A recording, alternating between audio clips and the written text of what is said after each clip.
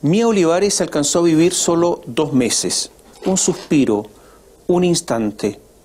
No alcanzó a nada casi de lo que ofrece la vida porque le llegó la muerte. Afectada por el virus sincicial, posiblemente su existencia ya estaba condenada. O a lo mejor no.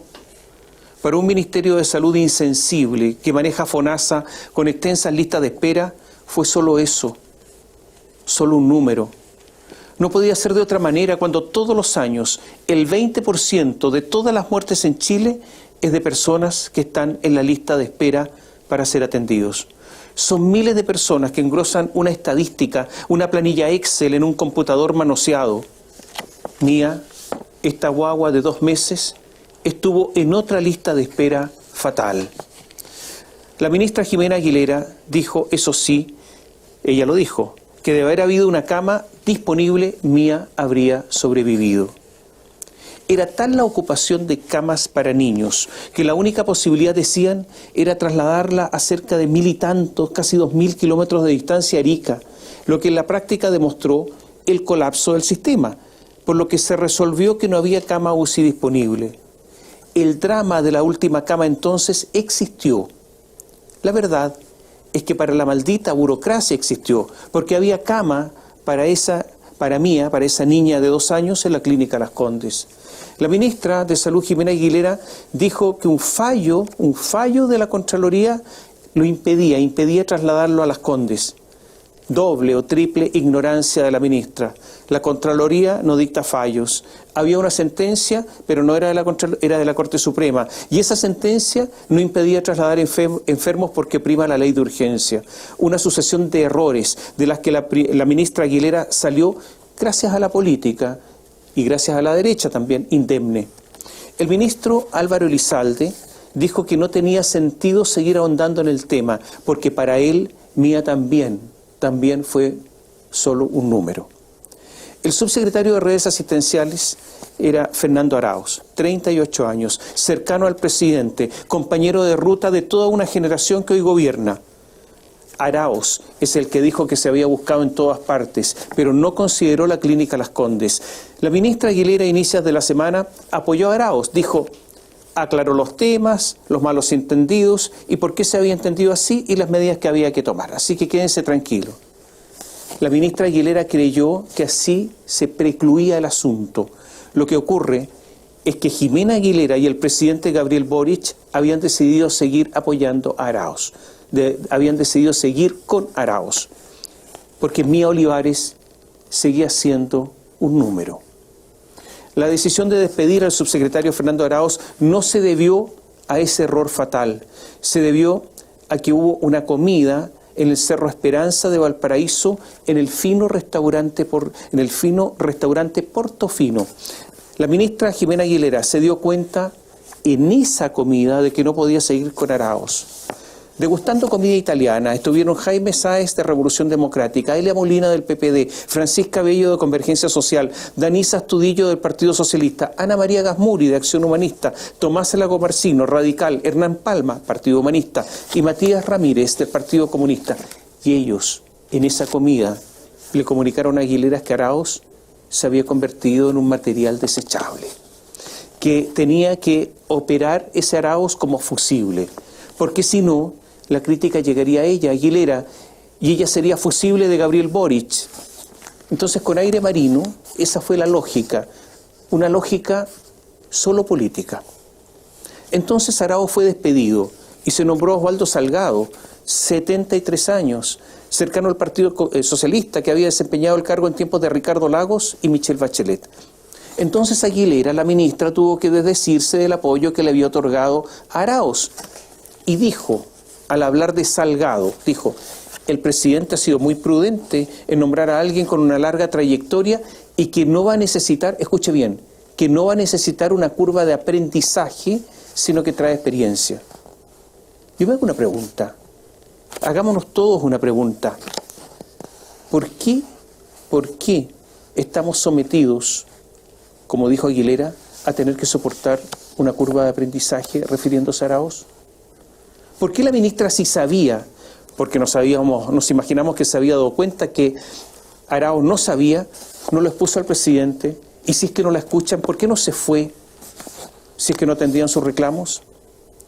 Si sabía o no sabía, la ministra también es responsable. Y lo es también el presidente Boric, al nombrar a un incompetente, lo dice la ministra, y querer mantenerlo pese a toda la evidencia. Porque todo esto que ustedes escuchan es propio de irresponsables, incluyendo eso de nombrar a gente que no sabe para que aprendan el cargo. Es verdad que los casos de enfermedades respiratorias han sido muchísimos, ha habido muchísimas personas enfermas. Cuando hablo de personas hablo de niños, enfermos con virus respiratorios. Pero también fueron grandes las advertencias. En el hemisferio norte, en su invierno, había ocurrido exactamente lo mismo. Y todos sabemos que lo que ocurre en el hemisferio norte después se repite acá. En mayo, ya el Instituto de Salud Pública había advertido una ocupación de camas del 90%, casi el 90%. Por lo tanto, ya se sabía. El 1 de febrero, en pleno verano, Jaime Rodríguez, presidente del Comité Asesor de Vacunas y Estrategias de Vacunación, dijo, hay bastantes pronósticos que dicen que probablemente este año, a partir de marzo, va a ser bastante intenso en enfermedades respiratorias. Y después las alertas se fueron sucediendo muchas veces en forma periódica, pero las autoridades no le hicieron caso. Ni siquiera había una autoridad para gestionar la disponibilidad, la conversión de camas UCI pediátricas y el traslado de pacientes. ¿Por qué? Porque estábamos en esta curva de aprendizaje. La verdad es que son unos irresponsables. Como una anécdota, los padres de Mía pidieron al Hospital Claudio Vicuña de San Antonio su historial médico y le entregaron un papel con una letra absolutamente ilegible. Una vergüenza. Mía murió en el viejo Hospital Claudio Vicuña. Hay cerca de 100 denuncias de negligencia médica en ese hospital. El nuevo hospital está listo desde septiembre del año pasado. Es espectacular. Está nuevo. Está abandonado porque se está deteriorando porque no lo han ocupado. El 27 de septiembre del año pasado, ese hospital, el Claudio Vicuña nuevo, estaba terminado. Se armó una comisión por el Ministerio de Salud para recibirlo. En octubre se hicieron observaciones. El 17 de abril de este año estaban todas subsanadas. Solo el 6 de junio de este año el municipio le hizo observaciones burocráticas ¿a quién? Al dueño. Pura burocracia, unos papeles. Todo sin apuro, todo sin ninguna urgencia. El hospital, para que usted sepa, debió haber estado terminado en 2020. Sí, en 2020.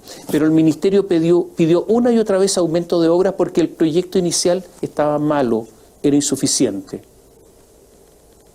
Porque si hubiese existido ese hospital, a lo mejor Mía no habría muerto, porque habría habido camas. Y ahora hay otro problema. En verdad, el hospital no ha sido, se dijo, aperturado porque no cuenta con la dotación de personal adecuado, porque no hay especialistas que puedan cubrir las necesidades de la población de manera efectiva, y tampoco tiene el equipamiento para aperturar las camas de la unidad de terapia intensiva. De hecho, las órdenes de compra fueron recién emitidas hace unos días. O sea, no trabajaron en forma paralela, no hay carta Gantt, no se compró el equipamiento en forma oportuna, porque está ahí, está lleno de irresponsables, no saben trabajar. Esta semana, Radio Biobío dio a conocer que la jueza Graciel Muñoz, hija del poderoso ministro de la tercera sala de la Corte Suprema, Sergio Muñoz, en medio de la pandemia, se fue a trabajar por Zoom a Italia. Sí, a Italia. No hay vergüenza. Como lo contamos en Biobío, fue muy difícil reportear este caso porque casi todos le temen al juez Muñoz. Se nos cerraron las puertas. Graciel, la hija jueza, tampoco quiso hablar con nosotros. Hay que recordar que el Poder Judicial, sus magistrados, sus funcionarios, fueron los primeros en ser vacunados. Se les dio preferencia porque usted comprenderá que administrar justicia es fundamental. Pero los jueces no volvieron a los tribunales en forma presencial. Entonces, esta preferencia se transformó simplemente en un privilegio. El Código Orgánico de Tribunales exige que los magistrados en la zona tienen que vivir en la zona jurisdiccional del tribunal en que desempeñan sus funciones. En esa zona jurisdiccional deben vivir.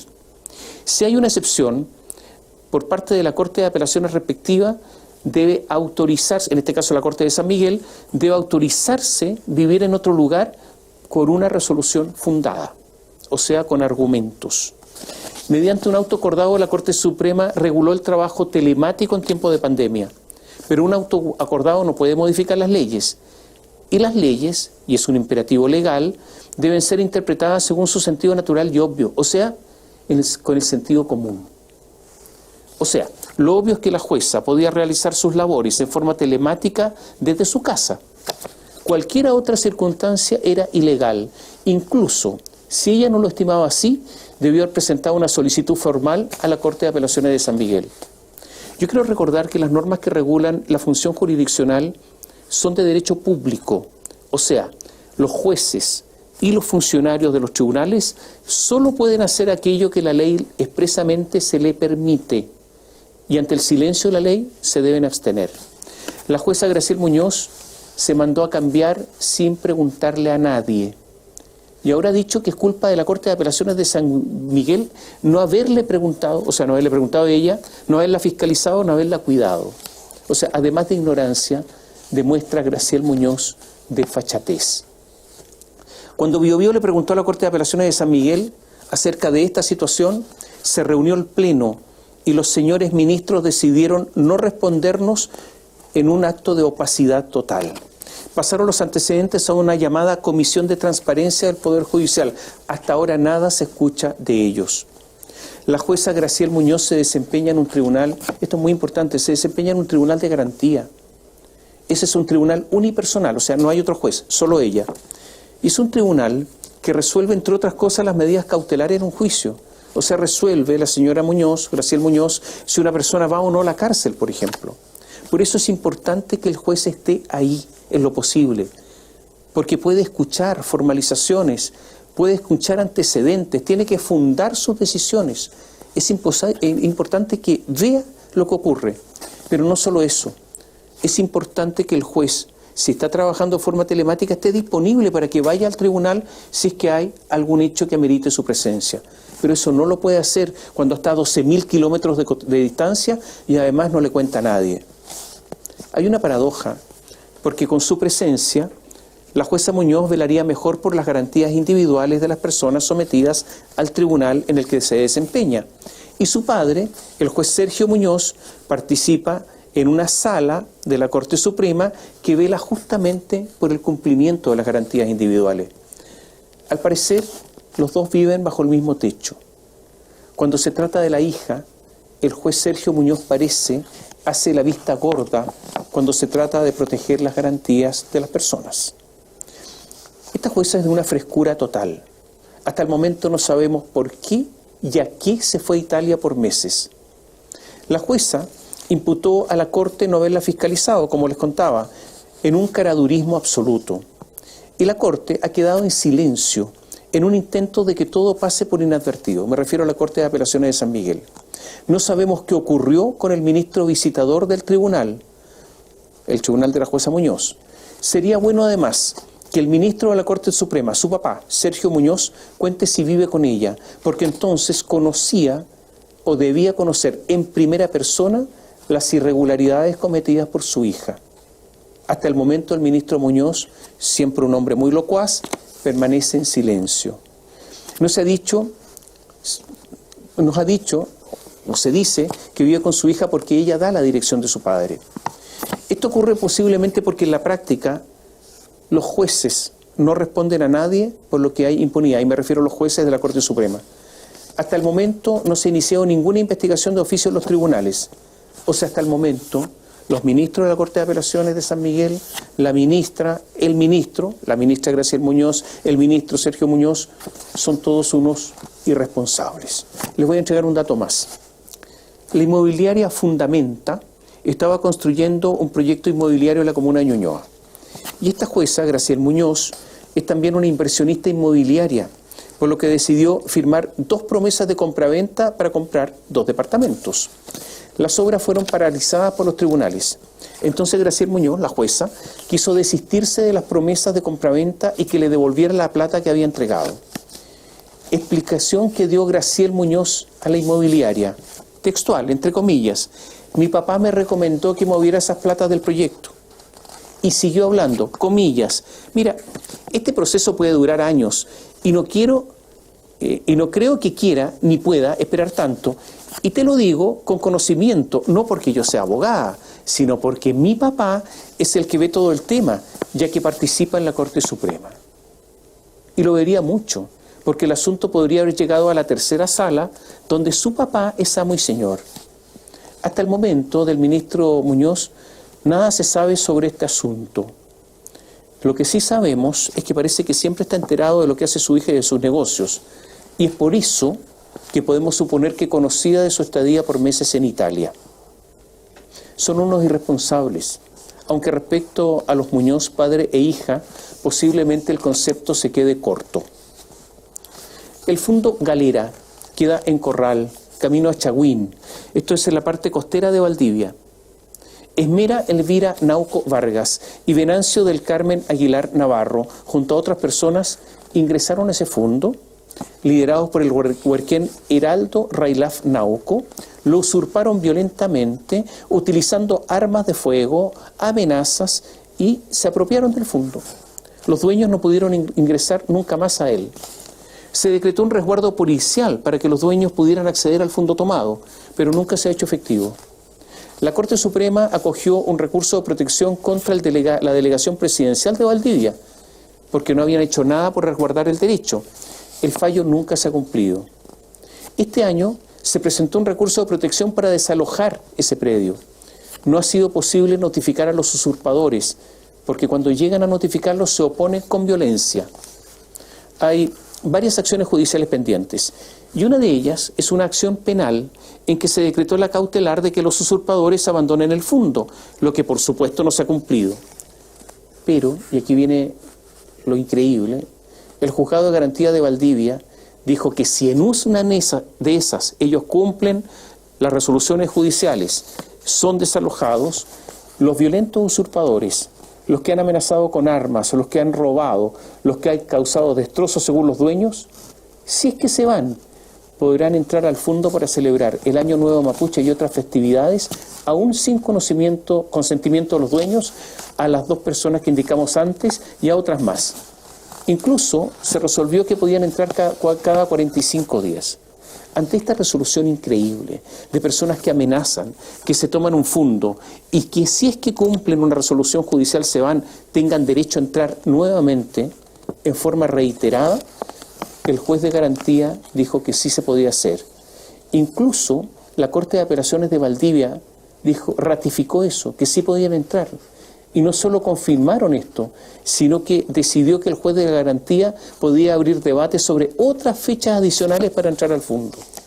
Los jueces de Valdivia, de esta maravilla, son Juan Ignacio Correa Rosado, Samuel Muñoz y María Soledad Piñeiro. Recurrieron de queja entonces los dueños a la Corte Suprema, y la Corte Suprema dijo que no iba a conocer el asunto, se lavó las manos, que esa no era la vía para conocer el tema.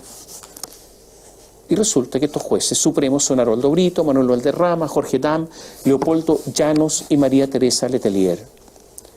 Para los jueces chilenos, que personas ajenas, armadas, violentas, que se han tomado un fondo, que han robado, que han talado bosques, que no cumplen con las resoluciones judiciales, si es que los desalojan y cumplen lo que se ha resuelto y se van, podrían entrar al fondo de nuevo cuando quieran.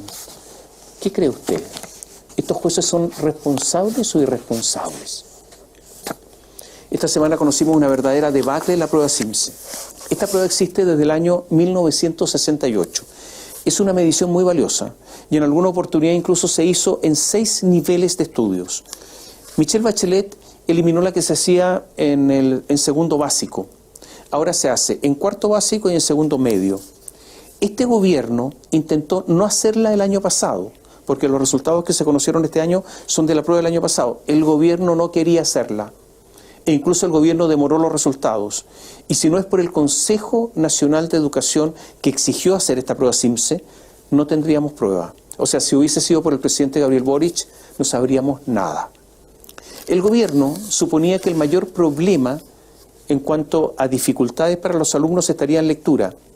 Pero entonces las autoridades estaban dedicadas a reforzar la lectura y se equivocaron, porque aunque la lectura cayó, el desplome mayor fue en matemáticas. En matemáticas, los cuartos básicos retrocedieron 10 años. Los segundos medios retrocedieron 16 años. Ellos, los de segundo medio, ya no son recuperables. Y para casi todos, esta falencia los va a acompañar toda la vida. Yo no los voy a aburrir con cifras. Sí puse atención en una notable curiosidad. La rectora del lugar en que se forman los profesores, que es la UNCE, la Universidad Metropolitana de Ciencias de la Educación, la rectora se llama Elisa Araya. ¿Y qué dijo Elisa Araya?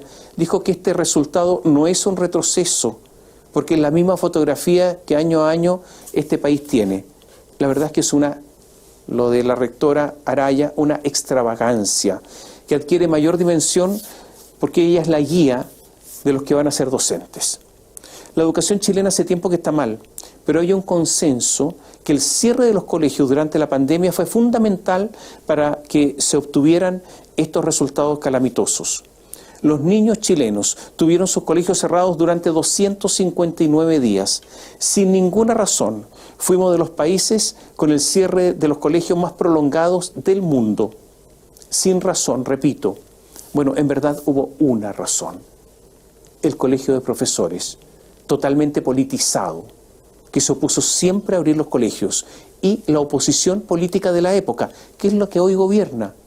Una y otra vez se opusieron a abrir los colegios. Los profesores fueron también los primeros en vacunarse, y en una insensatez sin nombre, la historia los recordará, ya vacunados se negaron a abrir los colegios. El ministro de Educación de la época, Raúl Figueroa, solo por el hecho de intentar que los alumnos volvieran a clases presenciales, enfrentó una acusación constitucional. ¿Y quiénes votaron a favor para destituirlo? Porque querían que los alumnos volvieran a clases. Votaron a favor en forma miserable. Gabriel Boric, hoy presidente; Giorgio Jackson, hoy ministro; Camila Vallejo, hoy ministra; Miguel Crispi, hoy jefe de eso que se llama segundo piso; Fidel Espinosa, hoy senador socialista; Iván Flores, diputado, hoy día senador de la Democracia Cristiana; Rodrigo González del PPD; Marcela Hernando, hoy ministra radical de Minería; Carmen Hertz del Partido Comunista; Raúl Leiva del Partido Socialista; Vlado Mirosevich, liberal, hoy presidente de la Cámara de Diputados; Claudia Mix, diputada del Frente Amplio; Manuel Monsalve, el socialista, hoy subsecretario del Interior; Jaime Mulet, el diputado del Partido Regionalista Verde Social; Jaime Naranjo, socialista; Daniel Núñez del Partido Comunista; Emilia Nuñado del Partido Socialista; Maite Orsini, usted la conoce, de Revolución Democrática; José Miguel Ortiz de la DC; Catalina Pérez, hasta hace poco presidente de Revolución Democrática; Gastón Saavedra, hoy senador PS; Marcelo Chilin, PS; Gabriel Silver de la DC; Víctor Torres, demócrata cristiano, hoy superintendente de ISAPRES, nombrado por Gabriel Boric; Pablo Vidal, Gonzalo Vinter, Gael Jomans, todos de la generación de Gabriel Boric, y muchos más. A todos ellos se les advirtió las graves consecuencias que habría para la educación chilena. Todos sabían, todos ellos, y todos son unos irresponsables. En materia de educación, en la última cuenta pública, el presidente Gabriel Boric casi nada dijo. La gestión del ministro Marco Antonio Ávila de Revolución Democrática ha sido un desastre. La defensa de que las críticas se deben a su condición sexual son una afrenta para los que tienen esa condición u opción, porque los usan para defender una pésima gestión. ¿Es que acaso el mantra, usted lo recordará, educación pública gratuita y de calidad, fue solo un engaño para llegar al poder? Posiblemente sí, a juzgar por los resultados y la gestión. La última polémica se originó en el rechazo del gobierno a la invitación a Chile de ser el país principal, el país invitado a la principal feria del mundo, la de Frankfurt en Alemania. Es la mayor feria del libro del mundo.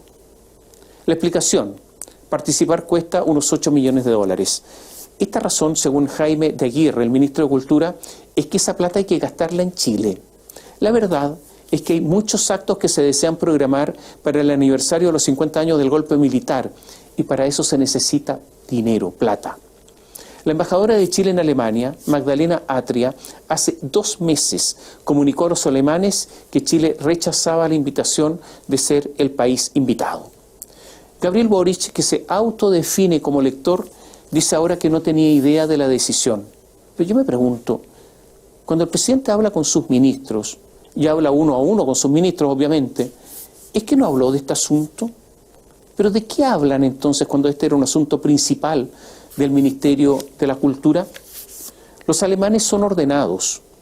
En marzo, Chile había firmado una carta de intenciones diciendo que aceptaba ser invitado de honor. Y poquito después dice que no va a cumplir con esas intenciones que había firmado. Este es un papelón. Carlos Franz ha dicho que Chile llevaba 30 años intentando ser invitado.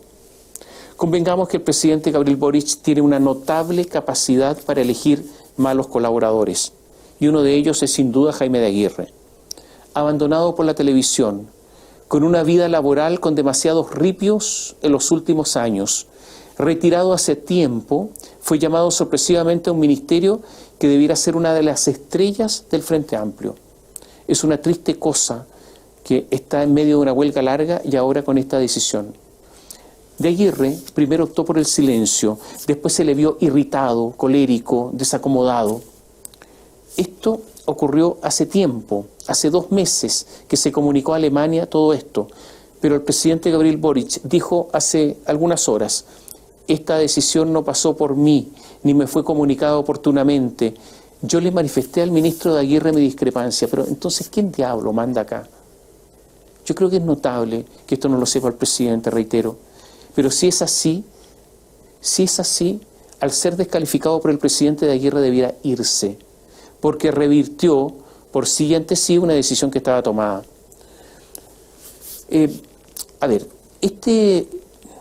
Este proyecto de participar en esta feria representa un porcentaje importante del presupuesto del ministerio. Por esto no entiendo cómo es posible que el presidente no lo haya sabido. Ahora quieren revertir la decisión, pero eso será difícil. Aquí hay al menos un irresponsable, o al menos 2. Elija usted. Hace algún tiempo, en una columna dije lo siguiente: con la venia del ministro de Hacienda de la época, Nicolás Eyzaguirre, la estatal Codelco vendió en contratos a futuro cobre a los chinos a un precio fijo inusualmente bajo. El primer contrato, de julio de 2005, consideró 373.950 toneladas métricas de cobre para entregar entre 2006 al 2011 un precio promedio de 1,176 dólares la libra, con valores decrecientes. La segunda operación, de diciembre del 2005, era por 139.250 toneladas de cobre a 1,578 dólares por libra. Y otra transacción de enero del 2006 por 699.996 toneladas para entregar entre 2008 y 2012 con un precio promedio de 1,385 dólares la libra. En total, 1,2 millones de toneladas a menos de 2 dólares, mucho menos de 2 dólares, pese a que desde 2006 el cobre prácticamente no ha bajado de los 3,2 dólares. Codelco acordó venderle a la China Minmetals 55.750 toneladas por año durante 15 años, a un precio levemente superior al dólar, y que este contrato llegó hasta el año 2021. Los negocios se celebraron en un paraíso fiscal, las Islas Bermudas. Ahora sabemos que hoy Nicolás Eyzaguirre, el ministro de la época y que formaba parte del directorio, es un hombre de confianza de los chinos. El directorio de la Compañía General de Electricidad está formado por Yan Dai, Yu Bing, Futao Wang, Chen Su Liu y Nicolás Eyzaguirre Guzmán. La confianza es un bien muy preciado. Esto que contamos en una columna anterior, al exministro Nicolás Eyzaguirre no le gustó, entonces contestó. ¿Y qué dijo Nicolás Eyzaguirre? Nos envió una comunicación. Dijo que su lugar en el directorio como ministro de Hacienda era, y esto lo cito textual para que usted entienda cuál es la filosofía acá, dijo que su papel era bastante decorativo. Hace rato que yo no sabía de alguien, en este caso un ministro, que desempeña una función en el directorio de la empresa de cobre más grande del mundo, en una función a la que además, o por la que además le pagan, más allá de lo que gana como ministro, le pagan en forma adicional, que opte por defenderse diciendo que su papel era decorativo, que no incidía. O sea que era una especie de irresponsable, un espantapájaro, un muñeco, una especie de pelele. Dice que el negocio de la época fue bueno. Bueno, el negocio celebrado en 2006 fue a tan largo plazo que terminó en 2021, larguísimo plazo. Codelco perdió miles de millones de dólares. No solo eso, el negocio lo celebraron con Eizaguirre ahí, en un paraíso fiscal, las Islas Bermudas. Y lo que hicieron fue celebrar contratos fuera de la jurisdicción chilena para evadir impuestos. Codelco evadiendo impuestos. ¿Y quién era el jefe del Servicio de Impuestos Internos? ¿O de quién dependía el jefe del Servicio de Impuestos Internos en la época? De Nicolás Eizaguirre. Mire, leo la memoria de Codelco. ¿Y qué dice la memoria de Codelco? Que la conducción y supervigilancia de la empresa están a cargo del directorio de Codelco, integrado por las siguientes personas: el ministro de Minería que lo preside, el ministro de Hacienda. Y ahí estaba el señor Eizaguirre. Eso dice la memoria.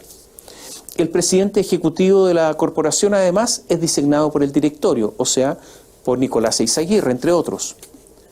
El presupuesto anual de Codelco es aprobado por un decreto supremo conjunto de los ministerios de Minería y Hacienda, o sea, el señor Eizaguirre. El único objetivo de estar en Bahamas fue comprar cobre a la minera estatal a un precio comparativamente bajo y vendérselo a precio de mercado a los chinos de 1000 metas. El Servicio de Impuestos Internos después hizo pagar a Codelco cientos de millones de dólares por los impuestos que había evadido. Los antecedentes de Nicolás Eizaguirre, en todo caso, todos estos antecedentes de Nicolás Eizaguirre no han hecho sentido al Senado.